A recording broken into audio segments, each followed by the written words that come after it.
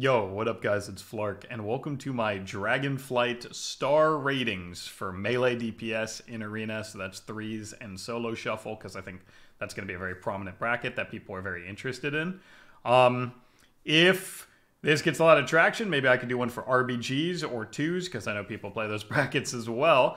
So just let me know in the comments below what you think, and we can go from there. But of course, these are going to be predictions. Shadowlands is still with us, kind of. The pre-patch is going on. Dragonflight is not out yet. It doesn't even exist. We're not playing it. There's no meta. There's no experimentation, right? So these would be predictions. But I thought that would lead me to do something cool. I thought that when the meta actually comes out, right, the season starts, the meta is developed, representation is shown, good classes are very clear.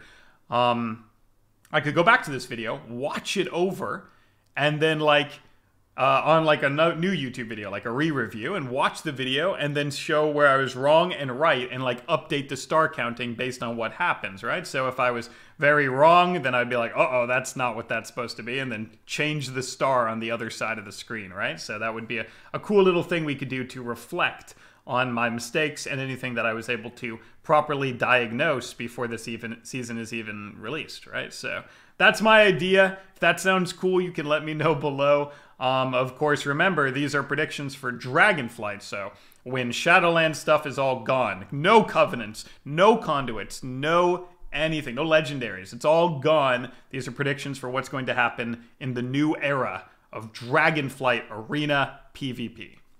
So here we go. Let's get right into it. Starting off with Fury Warrior. Fury Warrior keeps a lot of the power that it had from the last expansion and that they gave it Slaughterhouse, so it has this very high Mortal Strike effect that can be sustained and even can be applied to multiple targets. It has huge self-healing, and even more now with Impending Victory being kind of like baseline.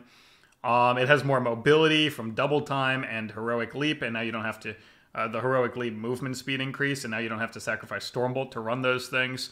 It has decent sustained damage, not as good without proc Recklessness, so it loses a little bit of that. And it has good team utility. It still has Intervene, Rally, Fear, Stormbolt, and of course the mobility is a great thing to stay on the enemy team, so you can always be disrupting them with kicks or stuns or whatever. So it kind of has that package, but the reason why it was so good in Shadowlands is because it paired that package with completely oppressive damage, and I'm not sure it has the completely oppressive damage part now. And it's also a little squishy. You'd think it wouldn't be with self-healing, but its damage reduction abilities are not quite as potent. So while it can self-heal, it can also take an enormous amount of damage, and eventually you get into a stun where you can no longer self-heal, and you're still taking an enormous amount of damage, and your healer is cross-CC'd, and the Fury Warrior dies. That is a very real possibility. But because of its complete kit that it has right now, and how clearly insane it was last expansion, and how it retains a lot of that, it does seem to fair to place it at 4 stars. So that's what I'm thinking right now. Of course, it was an easy 5-6 star spec last expansion at the end of it. But right now, I think I have to dock one just because it's not quite as oppressive, which means it can get counter-pressured. And that's going to go a long way to handling Fury Warriors this Season 1. As for Solo Shuffle, I would say the exact same rating, 4 stars. This is because it has all those same benefits. I would even bump it up to 5 stars just because it can play with almost any class, and that's why it was dominant in Solo Shuffle in like the preliminary testing in the tournament maybe. Fury Warrior did very well. But again, it loses that oppressive damage, and maybe they're going to be a kill target in every Solo Shuffle. Maybe it would even be worth lowering it to 3 stars. I'm not going to do that because it seems hard to bet against Fury Warrior like that, but if it was 3 stars, I would understand why. And that's Fury Warrior in a nutshell. Moving on to Arms Warrior, this one took a beating. I'm going to start out with 3s again, but its Solo Shuffle is actually going to be a bit lower. Spoiler alert. But for 3s, I had to give it the nod of 3 stars because it's Arms Warrior. It's Arms Warrior. It may not be as good right now from what people have seen on beta, but it has Sharpened Blade. It has utility. It can generally peel for casters very well while applying a permanent Mortal Strike and Sharpened Blade for any go windows. And it can pair with melee well because it can have Spear and it still has AoE damage through Blade Storm and Warbreaker. And it can Sweeping Strikes Sharpened Blade. So it can apply a huge debuff in a Spear to multiple targets. that the melee that you're partnered with is also cleaving to death. And that go is so potent that I feel like putting it at 1 star or something, because people are saying it doesn't feel that good, would be crazy. It's got to have some merit because of all those things, and it can pair with almost any class, so finding a comp that it does well should be doable. So it could very well be higher than this, even though people are very, very down on it. And I understand why. Its survivability maybe not so good, and its self-healing is abysmal, so it really needs a potent healer, which is why, to appease those who are saying I have this too high, Solo Shuffle, 2 stars. I think it's just going to die. I think it's going to be kill target every time. It does not have any good self-healing. Once its big wall is down, it is very susceptible to goes, and all of the other in-your-face, do unlimited damage specs will, which we'll get to soon, will kind of just run over it. I think Arms Warrior really needs a potent comp that is well synergized. Even though they can play a lot of comps, you need to practice it. You need to get the feel for how to play with Arms Warrior to the best of your ability, and it needs a healer that is ready to go. And I'm not sure if you're always going to have that in Solo Shuffle, especially with the starting and dampening and only 20 seconds to prepare. I think Arms Warrior will not do so hot with its self-sufficiency problems, so to speak. So lack of really good consistent survivability puts that down to 2 stars. All right, now moving on to my class, we have Frost DK. We'll start it off with 5 stars. And I know you guys are probably pretty skeptical, but hear me out. The design has been so bad for so long, and the power has been up and down, but it ended Shadowlands so poorly, and it was not fun to play. Only 1 win condition that people could answer. It was not a good spec, so I would understand the skepticism. But Legion Frost, if you can even look back that far, just 2 expansions ago, was good the entire expansion. In fact, they had to nerf it multiple times, and it was still good. And Dragonflight Frost plays nearly identically to Legion Frost. Lots of sustain, especially if you play dual wield, but you don't have to. 2-hand wield should be good. Fast pillars, impactful spenders, impactful globals, disruption, blind, asphyxiate now, AoE stun from Dead of Winter. You have chains, you have survivability now, you have Will of the Necropolis, you have big death strikes. They haven't been gutted like they were at certain times in older expansions. This is a good version of Frost. And again, all you need to know is that it plays like Legion, and Legion Windwalker DK was S tier the entire expansion, and Frost DK Destro was a comp. Probably Frost DK DH will be a comp. These all feel like S tier comps to me. Well, Destro is just a float up in the air. Windwalker DK and Frost DH seem like S tier comps to me. Anyway, it's very valuable to have that consistent damage and consistent goes.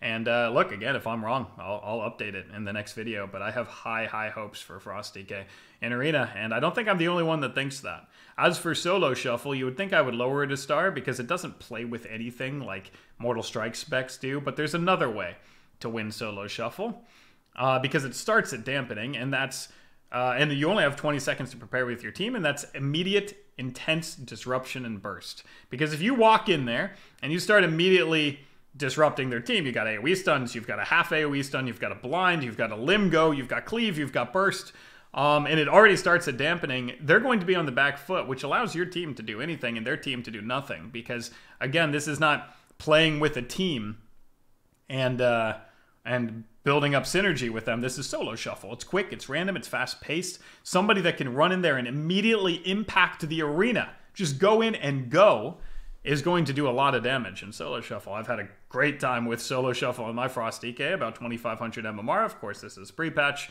but it does look promising going into Dragonflight. And if I were to make a prediction, and that's all this is, I still think it's going to be 5 stars in Solo Shuffle. I think they're going to do well. I think they're going to be impactful from the gate, and I think your teammate will be able to play off that. Sometimes you need to build synergy with your teammate in these solo shuffles, and that's why certain classes won't do as good, but Frost DK, you don't have to. If everybody's glooped up in a pile and an AoE stunned, you're peeling for your caster if you have one, or your melee can just jump in and blender with you. It is not hard to figure out what you need to do when a Frost DK is doing that, so 5 stars. Now, of course, moving on to Unholy DK. This is a tough rating, but I'm actually going to go with 4 stars. A lot of people have Unholy rated higher than Frost, and I completely understand that. But hear me out. Last expansion in the Shadowlands pre-patch, Unholy looked like it was going to be very good, and then the sluggishness, the inability to keep up with the meta, and the lack of secondary stats really hurt it. Remember, from a pre-patch, you go with last season gear, which is very high secondary stats. Then you go to first season gear in the next expansion, which is like no secondary stats, which really slows down the globals and the rune generation that you have. In fact, in Shadowlands Season 1, it might have been a 1-star spec, but I'm not rating it a 1-star spec. That's insane. So what's different? Well, all the modifiers and Empower Rune Weapon. That ability alone helps take out a lot of our inability to get burst off in the opener. It gives us 15% haste, solving the haste issue. And it gives us tons of runic power and rune generation, solving that issue. The only reason I'm not making a 5-star spec is because Unholy is a sustained spec, and Empower only lasts for the burst. So we're not going to be sluggish in our opener, but you will feel, I think, the lack of secondary stats as the game goes on. And Frost, I don't think, will have that same problem. So while I still think it's going to be tremendous because of all the modifiers, all the power, all of the different builds you can run, all the different classes you could play with as a result of that, I just think we're waiting maybe one more season before it's the dominant 5-star from Frost and Unholy where everybody's complaining about DK, probably. Because you just really want those secondary stats. So 4-star spec, and in solo shuffle, I would keep that consistent 4 stars. It is very disruptive, just like Frost now. It has blind, it has A-bomb limb, grippy hands. It does not have an AoE stun, which does matter.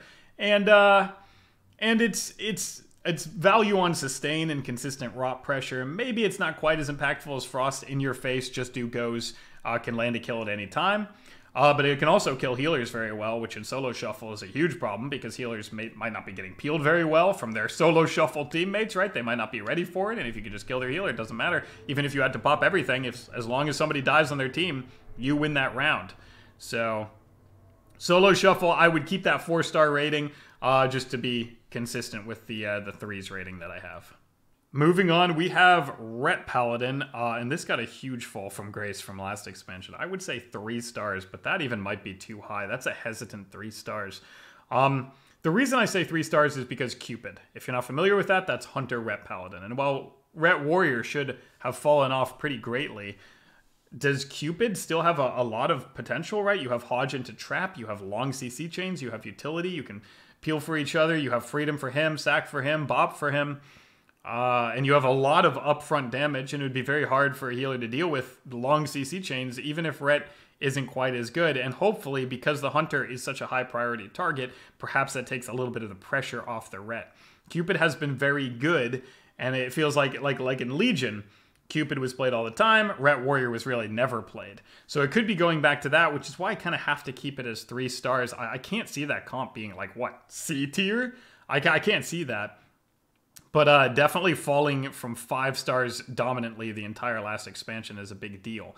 And in solo shuffle, I would say 2 stars, and maybe that's even too much. They have a lot of burst, and they have bubble, and that's really good for solo shuffle, because if all else fails, you could bubble, wings, and try and kill somebody.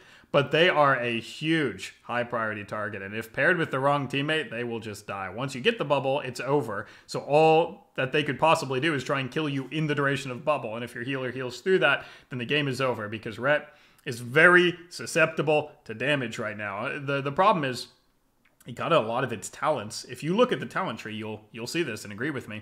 A lot of its talents just revolve around consecration, and there is 0 chance any of those builds are going to be viable in PvP. Believe me, sitting in stuff on the ground is not good for melee DPS. I saw Nightfey DK the entire last expansion, and it was never good, no matter how much they buffed it. In consecration build, it just feels the exact same, if not maybe even worse. It is so many talents to do something that you don't want to do, which is stand in a consecration on the ground. So I think that really puts them down. And both of my ratings could be too high, but solo shuffle, they're going to be difficult to pair with multiple classes. They just won't have any synergy, and they will be dying the entire time. So they're either running or self-healing, and that is not killing the enemy team. So 2 stars for solo shuffle. Rough for Ret. Sorry, guys.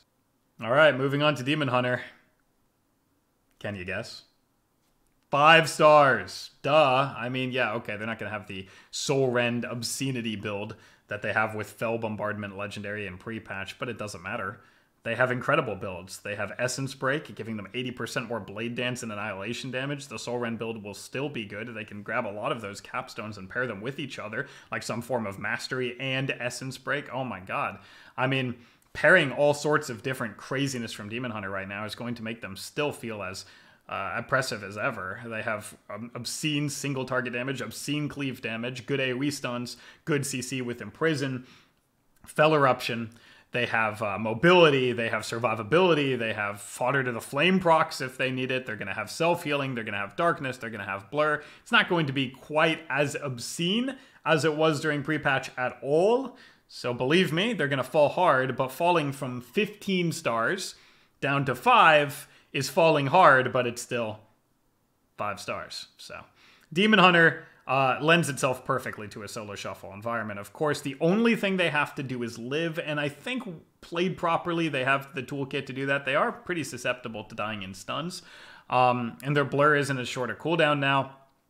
But, you know, again, oppressive damage, impossible to peel, never-ending pressure, AoE stun, single target stun, imprison out of that, decent self-healing, fodder to the flame procs, blur, dark, trinket dark, right? For your teammates or for yourself.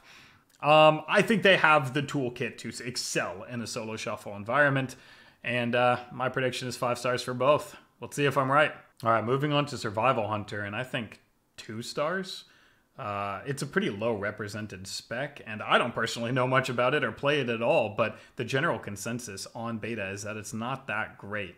My personal take is that it's generally propped up by jungle being so good, and it's always going to be good, but is it going to be the quad S tier comp that it's been in expansions prior? I don't think so. It generally picks on things like RMP, which is somehow not going to be as good this expansion, I think, crazily enough. Maybe I'm wrong, but we'll see.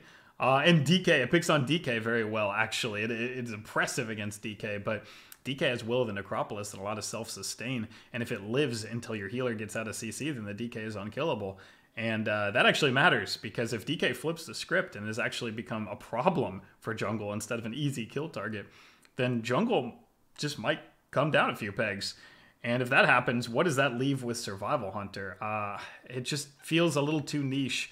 And if jungle is not that good, I don't know if its other comps are that good at all. They're not really played much, and it's very hard to get a read on this. So this is going to be one of my loosest predictions, but I mean, I think it's easy to understand why. As for solo shuffle, same rating, 2 stars. It's got Immortal Strike, but then some damage, and that's what it's got going for it. I think the CC chains are so integral, and peeling outside of goes are so integral, and neither of those things are going to be as competent in solo shuffles.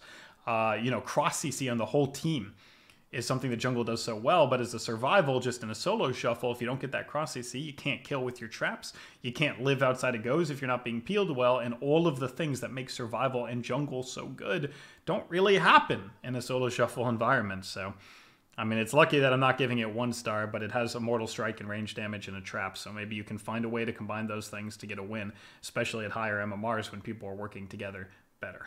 And now we've got Windwalker Monk, 4 stars. It alleviated some of its glass cannon problems. Its survivability got better. It has double port. It has diffuse and dampen harm. It has like that soothing mist to top itself instantly behind pillars when it ports, and then it can port back in the middle of the map once they connect behind the pillar, and you can get away again. It seems like it is tankier than it usually is. It can die in stuns, but you gotta have some weakness. And if you get stunned on your fist, that feels kind of bad, and then you can maybe get counter-pressured in that stun. So it does have weaknesses. It does have weaknesses, both sometimes in squishiness, but just not as paper-thin as it was prior. It should be able to play with a lot of things, because remember, that glass cannon playstyle, if it's not quite as glass, can be paired up with anything with a setup, any caster with a setup, or any melee with a good AoE go, and you can find a way to kill because its pressure is obscene. Strike of the Windlord, images, Whirling Dragon Punch, Fist of Fury, all of these things cleave in a leg sweep, and you can do that with your partner, your range partner, blasting him from afar, or your melee partner in there with you. And as a result of that, I mean, it could easily be 5 stars, and I could be underrepresenting this. But again, Sometimes it can just get counter-pressured, and maybe it's just running the entire time, and maybe that makes it difficult to earn that 5-star status. But 4 stars seems like a fair bet. As for solo shuffle, ooh, it's so hard to drop it because its pressure is so high. But maybe I do the responsible thing and drop it to 3 stars. And the reason is because in every solo shuffle I've played, they're on the run the entire time. And while that's okay in arenas because you guys can coordinate goes, and when you come back in, you can win the game. In solo shuffle, you might be running and then come in and your partners just don't really react to that. And then you don't kill, and then you have to run again, and you're never getting that pressure. And the problem is, again, in a solo shuffle environment, they can be squishy. They can absolutely be kill target without proper play from your whole team synergizing together. They can be under siege the entire time. And if they just die, that's not a way to win a solo shuffle round. So yes, they've got the pressure. Yes, they've got the burst. Yes, they've got the leg sweep go. But will they get that off with their team, or will they just die in a solo shuffle environment? I'm not sure. So 3 stars for Windwalker Monk. Moving on to Feral Druid. 4 stars. I know it's also propped up by jungle, but I think Feral Druid can play all sorts of things. It can play Kitty Cleave. It could maybe even play Feral Windwalker. It can play Feral Shadow Priest. That's been a comp. It was amazing in Legion. Feral Fire Mage. Feral Lock actually has merit. It can kind of pair well with things that Hunter can't because that rot pressure that it has from all the bleeds, from maim goes, from reliable stuns. Just stun clone on this guy. It can set up its cross CC all by itself. Stun clone and maim the kill target. I mean, it has a lot more self-sufficiency. I don't think it's as reliant as jungle being a 15-star comp, right, for it to be good itself. So I think Feral, especially with that huge burst bleed that it can still apply, I think Feral has more merit, and it will win that divorce and be the 4-star spec. As for solo shuffle, I have to drop it down, just 1 star. 3 stars for Feral. Again, it relies better on cross CC goes and pairing well with your teammates. And it's not, if you can live that immediate AoE bleed that it applies on everyone, I think that it would be on the run a lot. It wouldn't quite have as much pressure if it's not getting contributions from its teammate at the right times. And if you can live that go, then I feel like you can counter pressure the Feral the entire time. If it's running the entire time, then the solo shuffle is in trouble, because remember, dampening stacks up real quick in solo shuffle, and eventually they just will not be able to live if they can't get any pressure themselves. So again, just dropping that down 1 star. I could be wrong, and that's why I'm going to redo all of this with a re-review video, but that's my guess. Solo shuffle, 3 stars for Feral. All right, let's rapid fire out those rogue specs now, starting with sub rogue. 3 stars. I know, it's crazy. Rogue probably is not the most oppressive class in the game anymore. And subsequently, RMP is probably not the most oppressive comp in the game anymore. And I'm not the only one who thinks this. I think Rogue is pretty low on most people's tier lists. And the reason is it always has those survivability issues. They're a pretty good kill target, but it playstates that by killing you in every go. Even from 200% health, they would still kill you, but it just doesn't do that anymore. I think its damage is more in line. It's more fair. And if that's true, and you can live those goes by pre-popping something, having survivability out, not getting a perfect cross CC, disrupting their go in any way whatsoever, if they don't kill, they have no win condition. So they'll always be on the back foot. The rogue will be running. They will be in trouble, right? They have no survivability, so they have to get out of there, and then you can pressure their teammates, and then you pressure them again, and then you just disrupt the next go in any way. Remember, in prior expansions, even if you disrupted it, they would still kill you through every cooldown, right? And that was what RMP did, and that's why their survivability issues didn't matter at all. But I just think the damage is not high enough to do that right now for the first time in, what, 20 years? But again, I'm not the only one who thinks this. I think this, the only reason I have Rogue, by the way, as a 3-star spec, is because it's Rogue. I mean, it's traditionally been pretty dang good.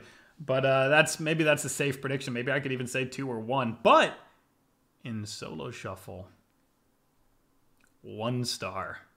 I mean, come on. If it's playing its best comp, and I think it's going to be 3 stars, imagine when it's playing all of its worst comps, which is like everything else. Sub-Rogue X, you're going to be playing with Zug Zug Melee, run in there, do a ton of damage, you provide nothing. Your stuns don't matter because they have AoE stuns. Your blind doesn't matter because it'll probably break to all the limb spammy DKs around. Your gouge doesn't matter because it's the same thing. You're not going for cross CC. You're just trying to go in there and win the game in solo shuffle a lot of the times. And man, Sub-Rogue is not good with that playstyle. So, I mean, 1 star. And that leads us directly into Assassination Rogue, which is, again, 3 stars just by nature of, like, being a rogue spec, you know? Garrote, Kidney, Bomb, Blind the Healer. It's all there. It's got S-Priest Assass Rogue, right? It's got Assass Rogue Afflock maybe, or Demo if it needs it, but it's just not as oppressive. It doesn't have the hyper vendetta nuclear one-shot fan of knives kill you from any health pool. It's just kind of fair.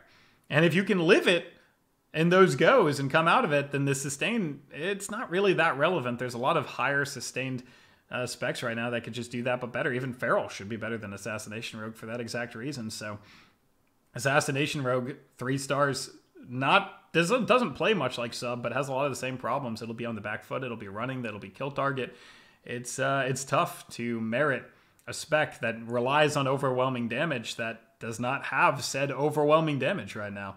As for solo shuffle, same problem, 1 star. Maybe it pairs a little bit better with the melee because you could just run it healers together.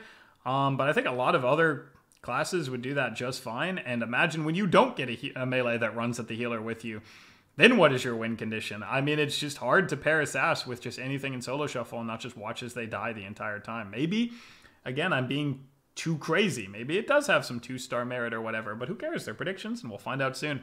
And that takes us, again, directly into Outlaw Rogue. 3 stars because it's a rogue. 2 stars in solo shuffle. I mean, Outlaw was the premier definitive force in solo shuffle just last expansion when they were doing the tournament. Outlaw was ridiculous. How could I give it? I have to give it 2 stars just by credentials alone, right? But it's not the same spec it was in Shadowlands. It's not. It's not the same spec. It doesn't. I don't even think Restless Blades affects evasion anymore. So that's why a melee could not just upfront kill the rogue because they had permanent evasion. But if you don't have that, then kill the rogue. I mean, dampening stacks in. They don't have self heals to supplement that. Their healer is gonna be having a field day trying to heal through all of 2 melee's damage, right? Or even a hybrid, a melee and a caster just chasing the Outlaw Rogue around the map, keeping dots on them, not letting them re-stealth. And without permanent evasion, I don't really know what it brings. I don't know. So, Outlaw Rogue, 2 stars on history alone. We'll see what happens, guys. These are just predictions. Okay, finally. Enhancement Shaman. This is a very hard one to rate, but I'm giving it a tentative 3 stars. It could be lower than this, actually. It could be higher, because it does have like these crazy large lightning bolt hits and very high pressure, but I just don't know what comps it plays. Generally, like Jungle, rises up Survival Hunter. Turbo rises up Enhancement Shaman, but I didn't really give a lot of love to Arms Warrior. And Fury Warrior, I feel like I might have rated maybe even too high. I don't know if Turbo is the oppressive comp that it generally is, right? That is also taking a step back. And what else then does Enhancement Shaman play? I'm actually asking. What other comps have you seen Enhancement Shaman play? Enhanced Windwalker has been like a thing for like tier 1 players to do some crazy setup and then run the rest of the time. I don't know what else Enhanced plays. Enhanced Caster tends to be dwarfed by like DH Caster, God, DH Boomy, DH Lock, Feral Lock, right? Feral S-Priest. What does Enhance play? What comps does it play? I'm not really sure. And as a result, even though it feels like it has oppressive damage and decent utility and good sustain and good survivability and a short cooldown kick with a long range, I just don't know what comps it's going to play. So 3 stars on that alone, literally on that alone. Otherwise, it could be higher because of its actual toolkit, or lower because maybe the comps that it does play are actually just that bad. I have no idea. But 3 stars, maybe that's a cop-out, but that's what I'm going to go with. As for solo shuffles, sorry, 1 star. I think they get targeted in every single solo shuffle. Every one. I think whenever you see an Enhancement Shaman, you say go Enhancement Shaman, and then the Enhancement Shaman dies, and then you win the round. I don't know. It seems like that's crazy because they have wall and good self-healing. But it is the same problem as like other specs where you go them, they're just running the entire time. But unlike those other specs that have setups that they can like dive back in for a quick setup and see if they can just sneak a kill on you before they die, Enhancement Shaman doesn't have setup goes. It's just a sustained damage spec. So if a sustained damage spec is running the entire game, then what is it doing to... It can't win like that. It can't win, so thus you just keep going it. And then you just keep going it, and keep going it. They never counter pressure you at all. You just keep going it until it dies. And that is the problem with Enhanced and Solo Shuffle right now. Personally, I have never seen really any of them. Now, that's with pre-patch stuff. Maybe everything changes in Dragonflight, in which case that's a perfect time for the update video to this video. But as of now, 1 star for Enhanced and Solo Shuffle. Okay, that's my list. Of course, there will be star ratings that you disagree with, but I want to know. I want to know what they are. Go to the comments below right now. Tell me exactly the star rating you would have had it at and exactly why. And I'll read every single comment and see if you can maybe persuade me the other way. Again, these are just predictions, and I would love to hear what your predictions are. Remember, we're going to go over this in a month from now and see like if the star ratings actually made sense and what we would change, where I was terribly wrong, where I was misguided. I think that will be really fun, but I would love to hear what your guys' predictions are so we can see how close you guys were. But feel free to just hit me up in the comments below. And otherwise, I hope you're excited for Dragonflight as much as I am. I'll see you around.